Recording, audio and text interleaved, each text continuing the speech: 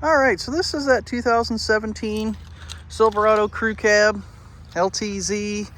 This does have, now I am guessing here a bit, but I would say probably a 6-inch lift. It does have 35-inch tires on it, fuel wheels. The suspension and stuff looks like it was done properly.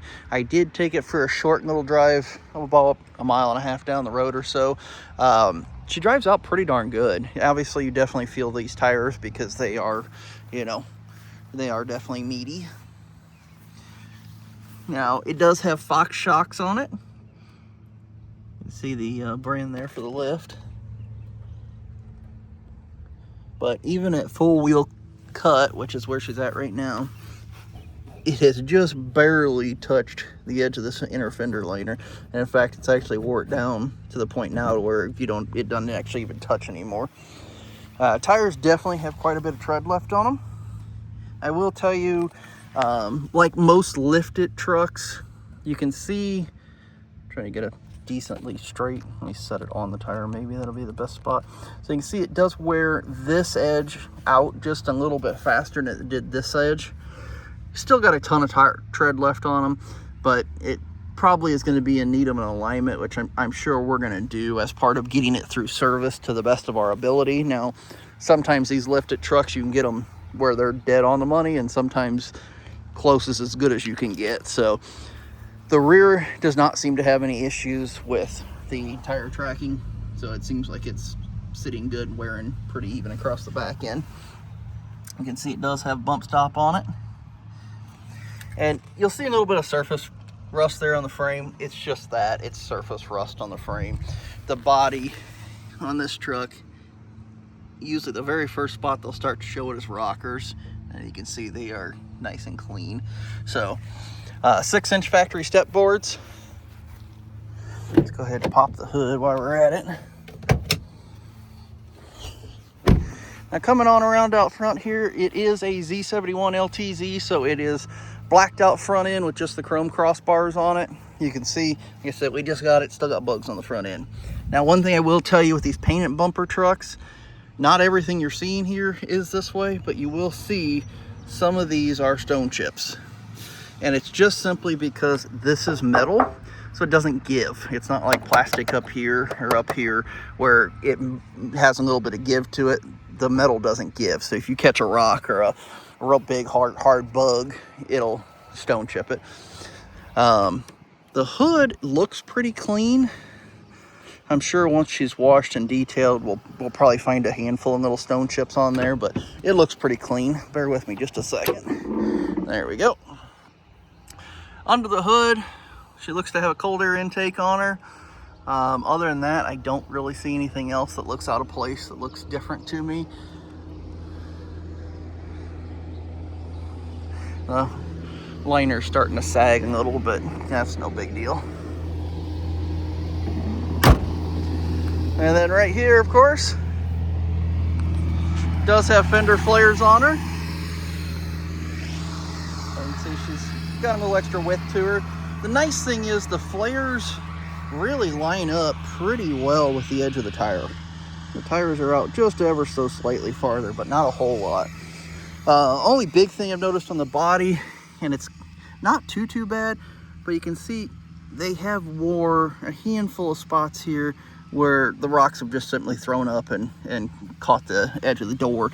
And it's that same way on both sides. Tinted windows up front.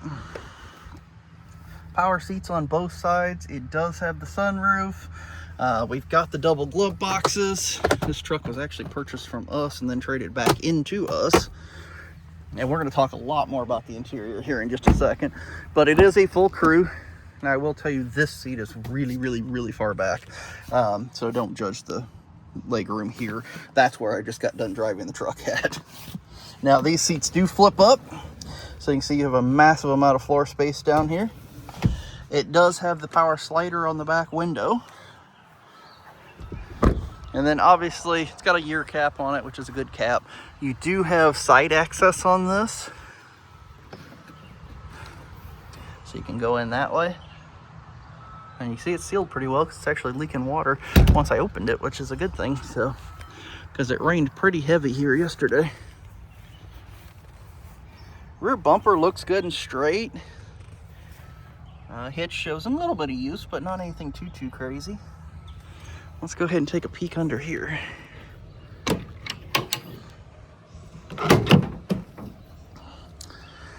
So factory spray-in bed liner. I know that because of the Chevy bow tie right back there. Nobody else takes the time to do it. And not a massive amount of use. Somewhere I always look right here first, because as you slide stuff across here, that's going to be the very first marks you put in a tailgate. And you can see a little bit of, you know, some lines in it and stuff, but for a 60,000 mile truck, this thing's pretty darn clean.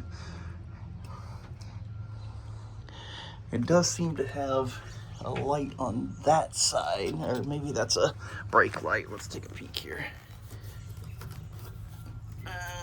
No, I'm thinking that's for the brake light that's up on top. A couple little marks right here. Looks like they maybe hit something. They are painted up, so you really don't notice them all that much, but my guess is they may have whacked something trying to put it in the back of the truck.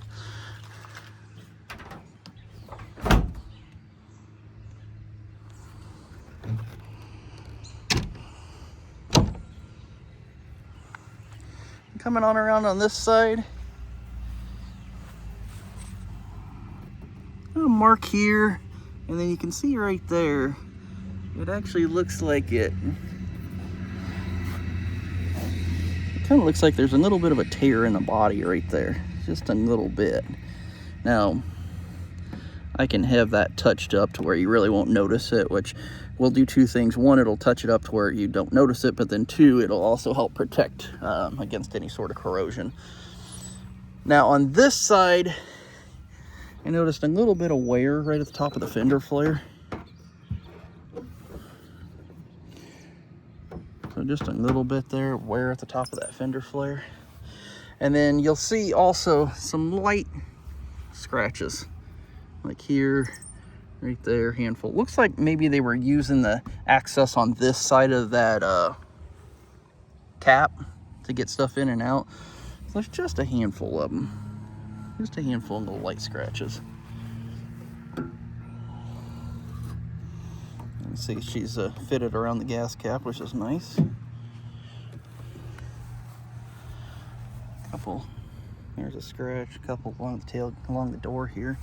Honestly, for the year and the mileage on this truck, she's really pretty darn clean. Rear seat looks great.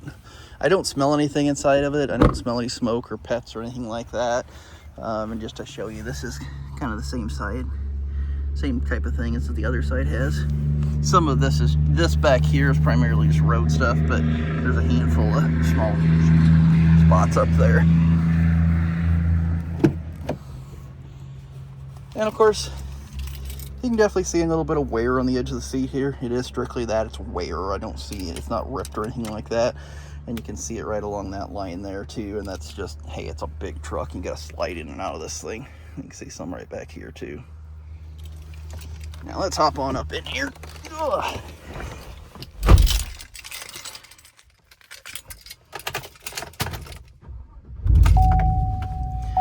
She does have just a little bit of an exhaust on her.